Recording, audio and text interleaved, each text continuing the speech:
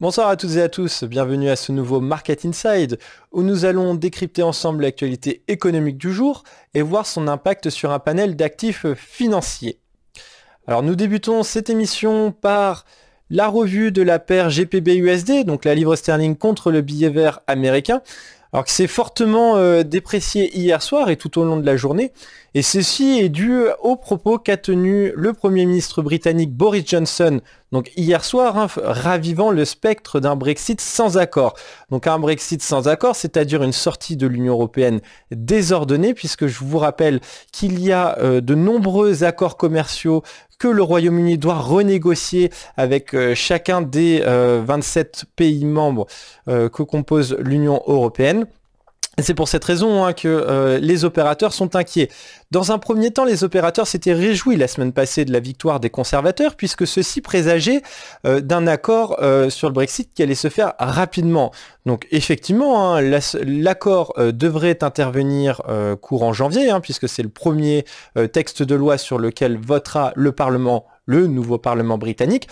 Cependant, ce matin, les parlementaires britanniques ont rajouté une clause dans ce projet de loi qui prévoit que la prolongation de cette période du Brexit, donc c'est-à-dire qui devrait durer jusqu'à la fin de l'année 2020, décembre 2020, et pourrait être prolongée de 2 ans de plus si cela était nécessaire.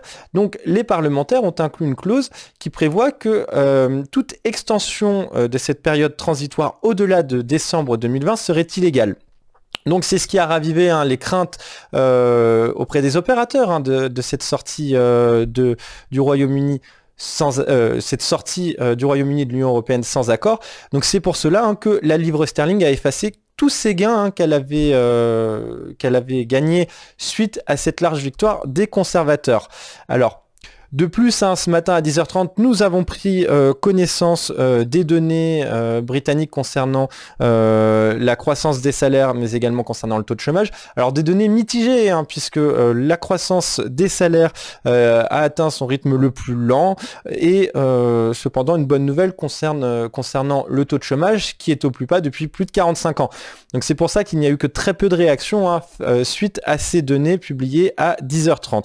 Donc comme je l'ai indiqué, voilà la livre sterling qui évolue à présent sous son niveau précédent, le résultat des élections générales anticipées s'étant tenu toute la journée de jeudi dernier.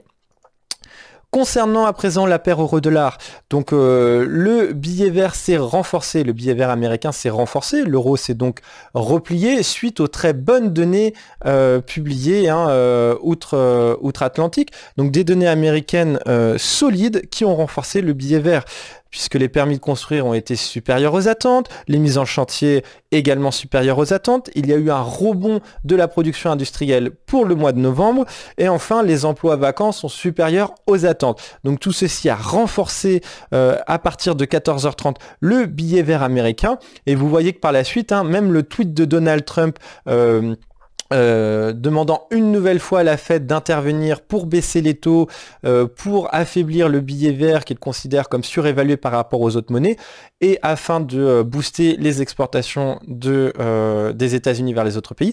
Donc ces déclarations n'ont eu aucun effet, un impact très faible sur le billet vert. En parlant de cela, les opérateurs se réjouissent toujours de cette entente autour de la signature prochaine de l'accord commercial intermédiaire devant intervenir entre la Chine et les États-Unis. Complété avec ces bonnes données américaines, cela a permis au S&P 500 de marquer un nouveau record, 3199 points sur l'US 500, sur la plateforme Station 5. Cependant, maintenant, les regards se tournent sur les relations entre les États-Unis et l'Europe, puisque le représentant américain au commerce, Robert Lighthizer, a prévenu qu'à présent, c'était au tour de l'Europe, que l'administration Trump allait revenir à la charge sur les relations commerciales entre les États-Unis et l'Europe. Donc également, c'est ce qui a entraîné, en plus du Brexit, ce repli sur les places européennes. Concernant à présent le secteur des matières premières, donc le pétrole qui continue sa forte progression haussière, puisque nous sommes tout proche du niveau, du plus haut niveau de septembre, qui faisait suite notamment à l'attaque des installations pétrolières saoudiennes le week-end du 14 septembre, donc proche des 61 $. Les cours du pétrole sont toujours soutenus par cet accord commercial, puisque cet accord commercial permettrait d'éclaircir l'horizon, permettrait effectivement d'avoir un regain dans les échanges commerciaux mondiaux, permettrait de relancer toute cette machine de la production et donc viendrait soutenir cette demande de pétrole au niveau mondial. Cette demande qui viendrait surtout réduire le surplus de production auquel fera face le monde au premier trimestre 2020. C'est pour cette raison que les cours du pétrole poursuivent leur progression haussière.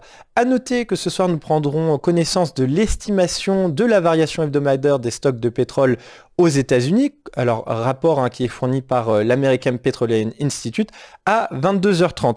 À noter que les prévisions, donc ça sera demain à 16h30 pour le rapport du département américain de l'énergie concernant justement cette variation des stocks de pétrole américain.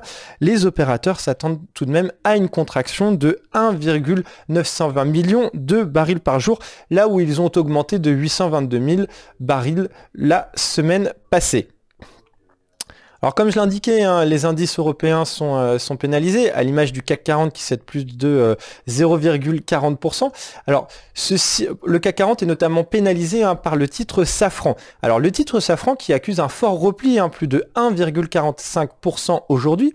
Et ceci fait suite tout simplement à l'annonce de Boeing. Et hier soir, Boeing a annoncé suspendre la production de son avion moyen courrier, le 737 MAX, en raison des problèmes que connaît cet avion et surtout en raison du report de la part de la Fédération américaine des transports d'octroyer l'agrément qui permettrait de permettre à ces avions de retourner dans les airs. Pour le moment, les avions sont toujours cloués au sol.